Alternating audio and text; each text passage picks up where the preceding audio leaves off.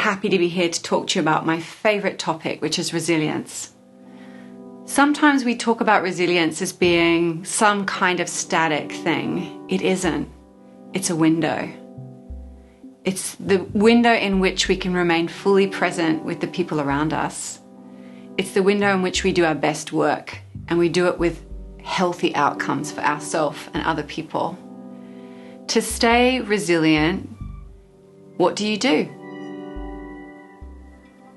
Is it about what you eat? Is it about how you work? Is it a mindset?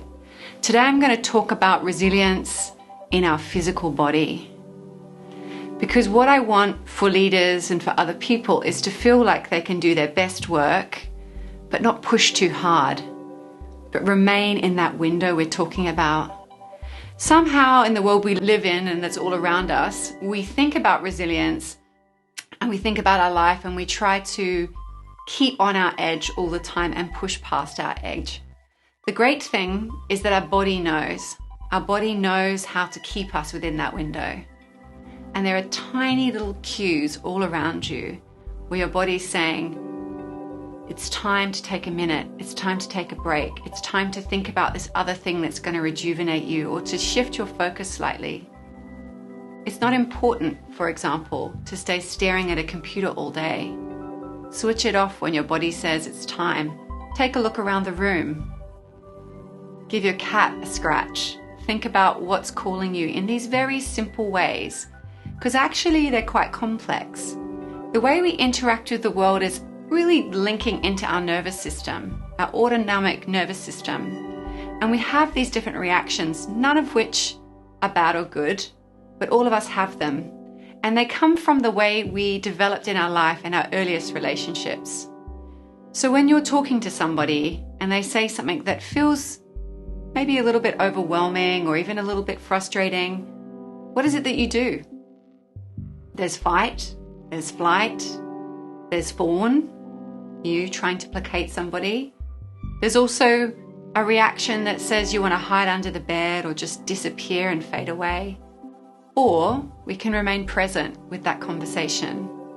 But how do we do that? How do we keep fully in life and fully in love at the same time?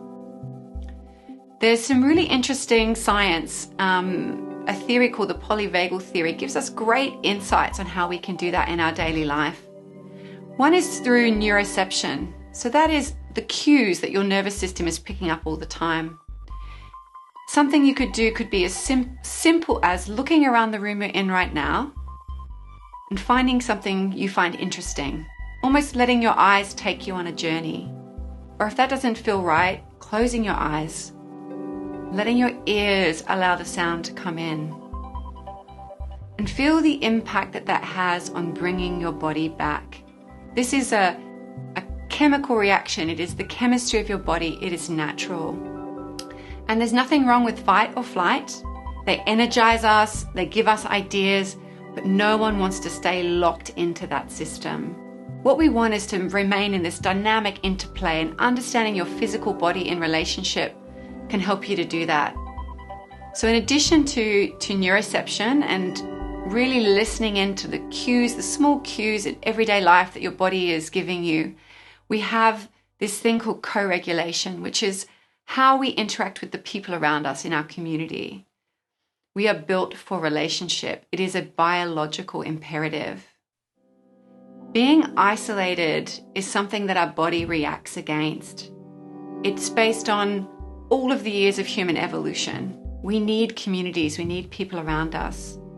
So if there are moments where you're feeling like you're wanting to improve the dynamics in your relationships, sit with someone and listen to them.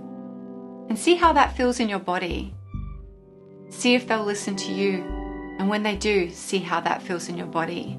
What you'll experience is a wave of chemicals saying it's safe enough to live fully in this moment. And you can bring this into the dialogues that you have in your work and your day as well. It's as simple as taking the time to listen. For me, the Argonauts experience of the circles is exactly this.